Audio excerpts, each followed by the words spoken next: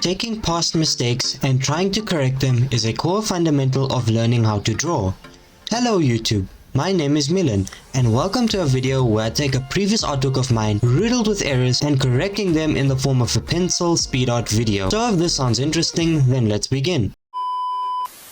Okay, to start off with, I would like to say that the original was in no way terrible. It just had minor errors which, if fixed, can turn a good artwork into a masterpiece. That's what I'm attempting to do in this video. So, the errors I could point out in the original were to correct the way light hits the building and to introduce a light source into the drawing to really get the point across. The other thing I must work on is line weight to help the illusion of depth. I'm no longer working with pen, therefore my harsh line work will no longer work to create said illusion of depth. The last thing I had to remember is that I don't have to overcomplicate everything I do. Sometimes simplicity is the key. With all that said, can I redesign my original and fix all these issues to really perfect the artwork? My answer?